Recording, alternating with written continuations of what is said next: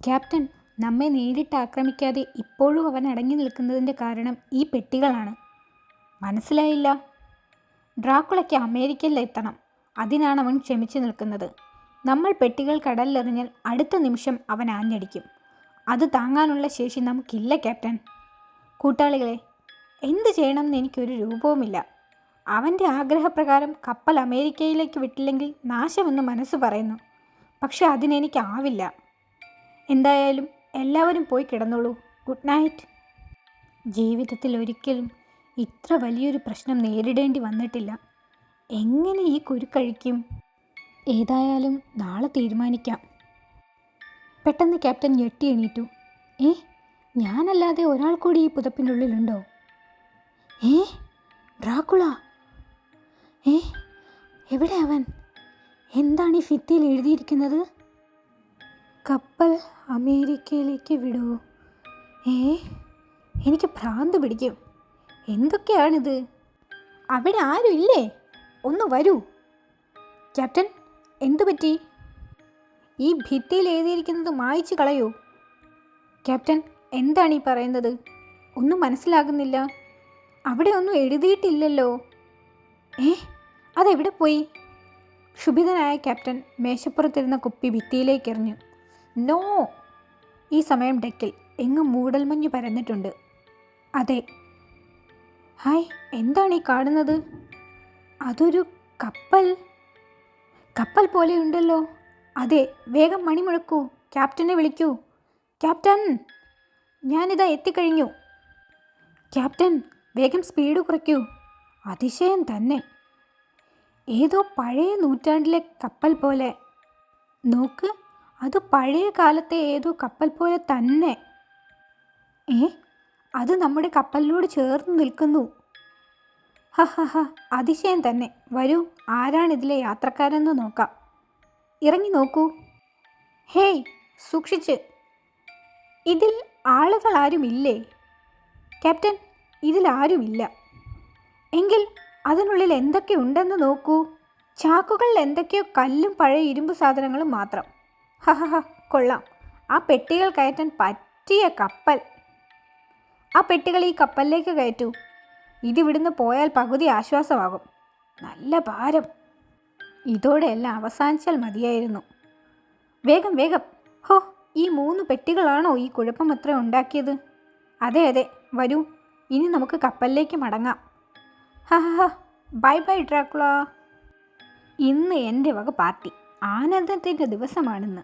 ആ നാശം ഒഴിഞ്ഞു പോയതിൻ്റെ ഓർമ്മയ്ക്ക്. അതെ അതെ.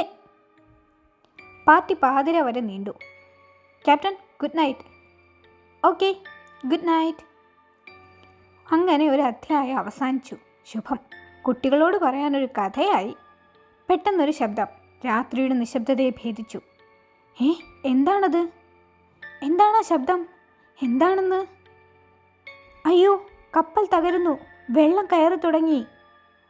ക്യാപ്റ്റൻ, കപ്പലിൽ വെള്ളം കയറുന്നു. ഓട്, ഡക്കിലേക്ക് വേഗം. പരിഭ്രാന്തരാകാതിരിക്കൂ. എല്ലാവരും ഡക്കിലേക്ക് വരൂ. എന്താണ് സംഭവിച്ചതെന്ന് പരിശോധിക്കൂ. വേഗം. ക്യാപ്റ്റൻ, താഴത്തെ അറയിൽ ഒരു വലിയ പൊട്ടലുണ്ട്. വേഗം അത് അടയ്ക്കാൻ ശ്രമിക്കൂ. ജോലിക്കാർ വല്ലാതെ ശ്രമിച്ചു. രക്ഷയില്ല ക്യാപ്റ്റൻ, രക്ഷയില്ല. നമുക്ക് കപ്പൽ ഉപേക്ഷിക്കേണ്ടി വരും. നോ! എത്രയും പെട്ടെന്ന് സന്ദേശം അയക്കൂ. കപ്പലിൽ നിന്ന് അപകട സന്ദേശം ഉയർന്നു. തോണികൾ ഇറക്കൂ. ആളുകൾ ഓരോരുത്തരായി അതിൽ കയറൂ. ശരി ക്യാപ്റ്റൻ. വേഗം വേഗം. ഒടുവിലത്തെ ബോട്ടിൽ ക്യാപ്റ്റനും അടുത്ത അനുയായികളും കയറി. എനിക്കിത് വിശ്വസിക്കാനാവുന്നില്ല ക്യാപ്റ്റൻ.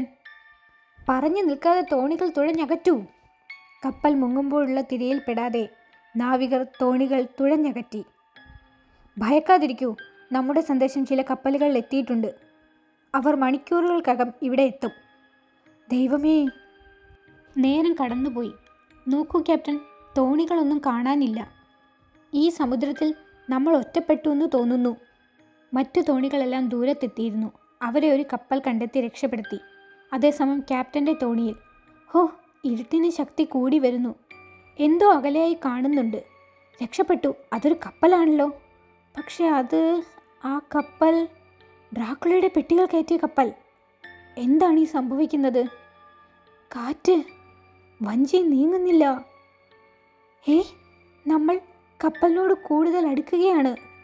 ക്യാപ്റ്റൻ, രക്ഷയില്ല. ആ വിള്ളൽ നിമിഷം തോറും വലുതാവുകയാണ്. നാം മുങ്ങിത്താഴും. ഉറപ്പ്. ഇനി നമുക്ക് ഒരു വഴിയേ ഉള്ളൂ. എന്താണത്? ആ നാശം പിടിച്ച കപ്പൽ കയറുക. അവർ ആ കപ്പൽ കയറി. ഇനി നമ്മൾ എന്ത് ചെയ്യും? പരിഭ്രമിക്കാതിരിക്കൂ, ആലോചിക്കണം.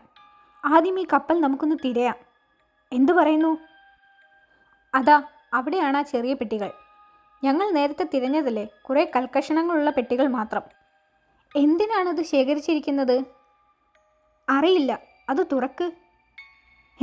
എന്താണിത്? ദൈവമേ, രത്നങ്ങൾ! എനിക്കിത് വിശ്വസിക്കാനാവുന്നില്ല.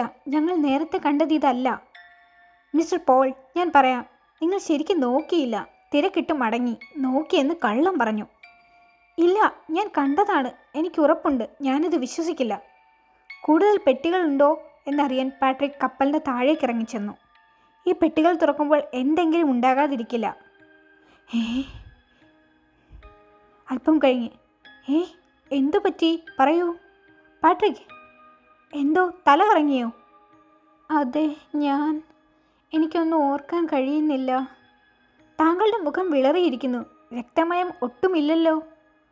പാവം പാട്രിക് തളർന്നുറങ്ങിപ്പോയി. അതെ, ശരിക്കും ഇവൻ്റെ കഴുത്തിൽ ഏതോ പാമ്പ് കടിച്ചതുപോലെയുടെ പാടുണ്ട്. തൽക്കാലം ഒന്ന് കിടക്കാം. അതെ, എല്ലാം ഇനി നാളെ പ്രഭാതത്തിൽ. സമയം എത്രയോ കടന്നുപോയി. പാട്രിക് കണ്ണു തുറന്നു. സ്വപ്നത്തിൽ എന്ന വണ്ണം എഴുന്നേറ്റു. 2 കോമ്പല്ലുകൾ നിലാവെളിച്ചത്തിൽ തിളങ്ങി. തളർന്നു കിടക്കുന്ന ജാക്കിൻ്റെ സമീപം അവനിരുന്നു. ആ കണ്ണുകൾ തിളങ്ങി. പിന്നീടുള്ള നീക്കം വേഗത്തിലായിരുന്നു. ക്യാപ്റ്റൻ തടയാൻ ശ്രമിച്ചു. നിന്നെ ഞാൻ... പക്ഷേ വിടാൻ. ക്യാപ്റ്റൻ, ഇവൻ ഡ്രാക്കുളയുടെ അടിമയായി കഴിഞ്ഞു.